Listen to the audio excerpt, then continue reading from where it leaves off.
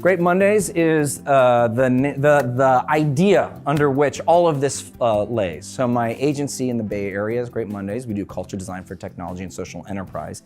It also happens to be the name of my new book, available now. And for you designers out there, I was not going to let a book come out under my name that was not completely and utterly the most designed and pain in the ass design book that McGraw-Hill Education ever had. But I told them that going into it, and they signed up for it. So lots of amazing, cool exercises and whatnot in here. I even have a sneaky secret poster, so don't wait for the soft cover copy. Get the hardcover copy so you get the poster along with it. So what I want to do this morning is tell you why culture has sort of popped up. I thought about it 10 years ago. When I launched Great Mondays, I was like, I got it. I had this vision, and I said, I got it. I know what I'm going to do. Hey, everybody, culture is where I'm at. And they said, ballet? And I said, shit. All right, I'll do brand strategy. That's fine. But I still believed in it really, really passionately. And that's kind of the idea, right? So to me, what is happening? Like, why now are we talking about company culture? Why are finally people going, oh yeah, that's important? And it's because the state of business, right? Like, shit is crazy now. And I'll tell you why. The speed, the sheer speed, the way things work, it's going faster and faster and faster, right? We're checking our emails all the time. We're trying to be more productive. We're getting all the productivity tips from all the amazing people out there. And financial transactions are faster, and just everything is moving so much faster, right? And what that has brought us to is this idea of VUCA. We're living in a VUCA world. Has anybody ever heard of VUCA? VUCA is a military term. That's not the way they write it. I wrote it like this. Volatility, uncertainty, complexity, and ambiguity. This was the state of warfare right after the Cold War. The military realized that in order to actually be effective, they no longer could rely on the command and control style of leadership. They had to give people authority in the field to make those decisions, because this is what was happening. It took too long to go back to up the chain of command and then back down. So there was just there's too much going on. I didn't know what was happening. And it's ambiguous, and I can't be sure, and it's complex, and it's not hard to imagine and understand that this is the state of business. This is why people are struggling. Leaders are struggling with innovation, right? This is why businesses cannot get a handle on the competition. It's moving too quickly. When startups steal share in the middle of the night, and the latest enterprise organization has acquired your competitor, so that now you're no longer the leader, but you're the small fish, how do you deal with that?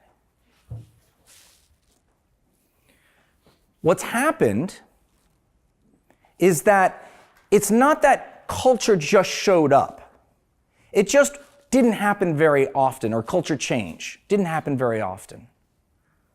Previously, when something changed, the market shifted, or we wanted to launch a new product, we had to have this moment of a reorg, right? And we hired a large consulting firm to come in and to say, okay, we're going to have this thing, and we're going to do a new map of where everybody sits, and we're going to reorganize and do all these things. And that was the culture change. But now it's so frequent because of VUCA, it's a constant. It's happening all the time. And that's the big shift. That's what's happening. That's the way businesses are trying to react to VUCA world. let's back up a second and define what is culture, because this was the big question I had when I first got into it. Okay, culture's it. Wait, what is culture? It's really fuzzy, this concept. So there's a couple definitions. We've got the beliefs, customs, arts of a particular society, group, or place. The sort of beliefs, ways of life, a way of thinking, behaving. Some people will say what you do when no one's looking. These are all fine. These are all fine. For me, it's the cause and effect of every decision that we make. Cause and effect of every decision that we make in business. I'll put it as a caveat since that's what we're talking about. And the reason why I've planted my flag here is because it illuminates the fact that culture is part of everything.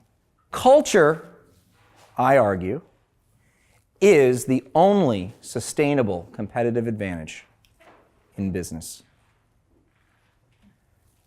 You can replicate your competition's products. You can hire the best designers.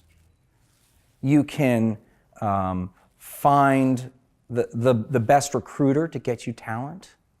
You can innovate the crap out of something, but that doesn't matter because what are you going to try to do? You're going to try to sue everybody for IP?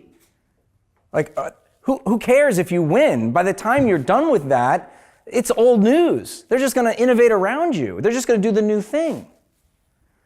Culture is how we succeed in business in the 21st century. In fact, culture is unique to each organization.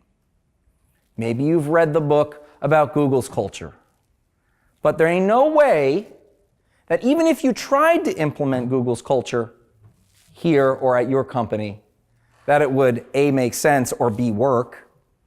Culture can't be stolen. It can't be copied. It's unique to each organization, infinitely unique. That's why I find it so powerful. And that's why I think it is the business tool that we need to master. And being a designer, I think about it in a, I guess, capital D design kind of way. We can be creative. We can be thoughtful. We can really do unique and differentiated programs to really bring the organization up to the next level. Because ultimately what we have when we have a great culture is not only something that's going to boost the bottom line, is going to improve the customer experience, but for the first time, we have a competitive advantage that actually is beneficial for the employee. Think about that, right? When you think about other competitive advantages, quality assurance, or speed to market, even innovation, I don't think necessarily the employee is going to get hurt unless the assembly line's going too fast. But this is explicitly about elevating the way people are in the world. This is why I'm so passionate about it. Because 10 years ago, when I had this moment of realization, I thought, what is it I want to do with my life? I want to help more people be more fulfilled. And while I could have gone and trained to be an outward bound leader or something like that, I decided that business was really where I wanted to have the most impact. And if we're spending more waking hours with our business colleagues than our family, it better be doing something that we love. And that's why it's the responsibility of businesses to elevate culture and to elevate the people that work there. Because I think businesses can be a force for good. And they can be a force for good. Yes, we can talk about B Corps. That's awesome. Yes, we can talk about social entrepreneurship. But ultimately, it comes down to the individual. How can we, as managers, as business leaders, CEOs, executives, and coworkers, humans, actually improve the lives of other people?